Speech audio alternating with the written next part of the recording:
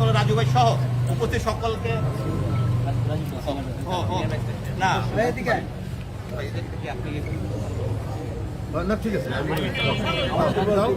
সম্মানিত নেতৃবৃন্দ, এখন সর্বপ্রথম সভাপতির অনুমতিক্রমে মিলাদ ও দোয়া মাহফিল দোয়া পরিচালনা করবেন কৃষক দলের সদস্য সচিব শাকিব।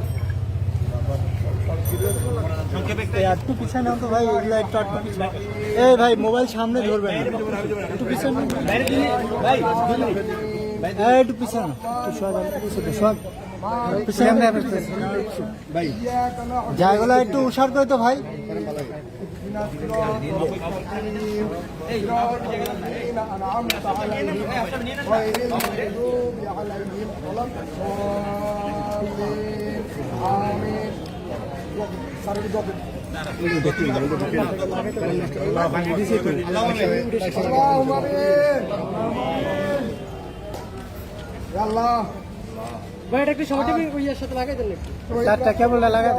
মৃত্যুবার্ষিকী উপলক্ষে বার্ষিকী উপলক্ষে স্বেচ্ছাসেবক দল ঢাকা মহানগর উত্তরের সিনিয়র সভাপতি লিটন মাহমুদ বাবু ভাইয়ের আত্মদায়নে সাবেক জনতার কমিশনারের আত্মদায়নে আল্লাহ আজকে এই অনুষ্ঠান মাহফিল কবুল করে নিন, আমিন।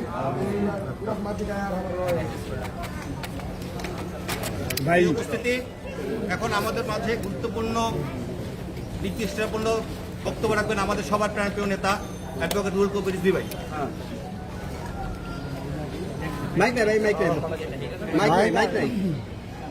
এমনি একটু জোরে বলবেন, একটু জোরে বলবেন। এই এলাকাবাসী আমরা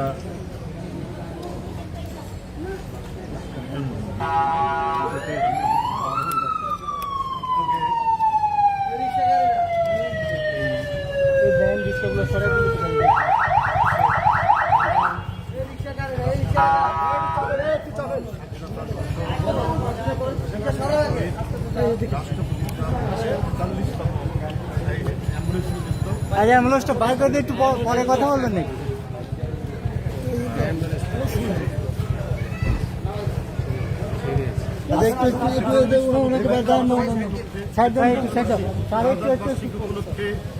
এই দরিদ্রদের মাঝে খাবার বিতরণের এই অনুষ্ঠানের যারা উপস্থিত হয়েছেন সবাইকে জানাচ্ছি আমি অত্যন্ত আন্তরিক ধন্যবাদ যে আপনারা এই মহান রাষ্ট্রনায়কের শাহাদাত বার্ষিকী উপলক্ষে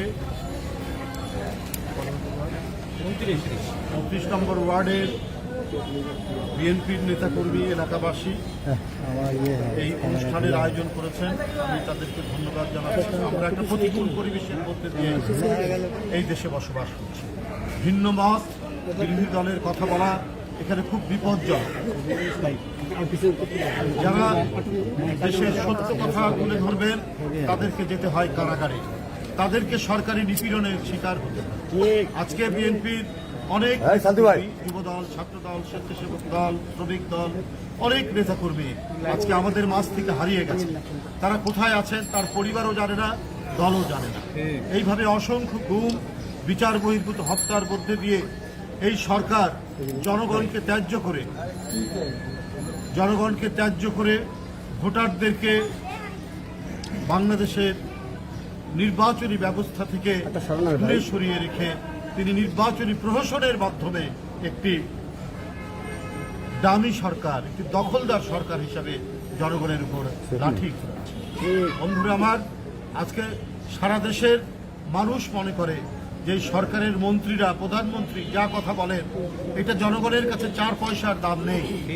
কারণ তারা একটাও সত্যি কথা বলেন না, একটাও ন্যায্য কথা বলেন না। এক বিভীষিকাময় পরিস্থিতির মধ্যে গোটা দেশকে ছেড়ে দিয়েছে। এদেশে গরিব মানুষ তার জমি, তার ফসলি জমি, তার জায়গা বিক্রি করে সন্তানকে বিদেশে পাঠাচ্ছেন, সেখানে উপার্জন করে বাবা মাকে ভালো রাখবেন, দেশে টাকা পাঠাবেন। বন্ধুরা, 17-18 হাজার শ্রমিক তারা যেতে পারেনি। তারা মালয়েশিয়া যাওয়ার উদ্দেশ্যে তাদের ঘটি বাটি জমি জায়গা সব বিক্রি করেছে। তাদের অনেকে যেতে না পেরে কেউ ভৈরব রেল সেতুর উপর থেকে আত্মহত্যা করেছে, কেউ কাঁদতে কাঁদতে সেখানেই বসে থেকেছে যে বাড়িতে আর ফিরে যাওয়া যাবে না। এটাই সরকারের অবদান। এরা গরিব মানুষকে আরো গরিব করে দিতে চায়, কারণ কেউ যাতে রুখে দাঁড়াতে না পারে। এরা গণতন্ত্রকে এমন পরিস্থিতির মধ্যে নিয়ে যেতে চায় যে গণতন্ত্র বলে কিছু এই দেশে আর থাকবে না। গণতন্ত্রের নামে যে বিরোধী দলের অধিকার আছে সেইটা তারা বিশ্বাস করে না। তাই গণতন্ত্র এখন গোরস্থানে, কথা বলার স্বাধীনতা এখন শ্মশানে, মানুষ নির্ভয়ে কোনো কথা বলতে পারে না। এই পরিস্থিতির মধ্যে দিনাতিপাত করতে হচ্ছে এই দেশের মানুষকে। প্রতিদিন আপনার জিনিসপত্রের দাম বাড়ছে। আলুর দাম 1 মাস আগে 30 টাকা, এখন 55 থেকে 60 টাকা। বন্ধুরা আমার, ডিম, এক হালি ডিম 50 থেকে 55 টাকা। পাড়া মহল্লার যে দোকান সেখানে আপনি 60 টাকায় পাবেন, মাত্র 4টা ডিম। এবং 1 ডজন ডিমের দাম 160 টাকা। কদিন আগে 150 টাকা ছিল, এই 2-3 দিনের মধ্যে 160 টাকা। একটি সরকার যখন নির্বাচিত সরকার না হয়, একটি সরকার যদি জনগণের ভোটে না হয়, তাহলে সেই সরকার জনগণের স্বার্থ, জনগণের কল্যাণ, জনগণের মঙ্গল তারা চিন্তা করে না। তারা চিন্তা করে কি করে বিদেশে টাকা পাচার করবে, কিভাবে তারা লুট করবে, কিভাবে তারা তাদের দলের লোকজনকে আঙ্গুল ফুলে কলা গাছ বানাবে। এই পরিস্থিতি এখন দেশে চলছে। তাই বন্ধুরা আমার, আজকের এই শাহাদাত বার্ষিকীর দিনে মহান রাষ্ট্রপতি শহীদ জিয়াউর রহমানের 43তম শাহাদাত বার্ষিকীতে বাবুর নেতৃত্বে এখানে যারা দরিদ্রদের মাঝে খাবার বিতরণের এই অনুষ্ঠান আয়োজন করেছেন, আবারও তাদেরকে কৃতজ্ঞতা জানিয়ে আমার বক্তব্য শেষ করছি। সকলকে ধন্যবাদ।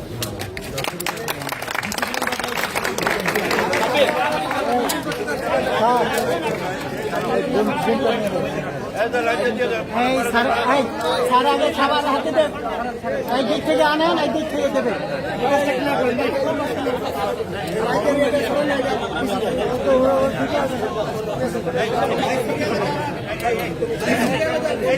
হ্যাঁ বাবু, ধরো ধরো ধরো। ভাই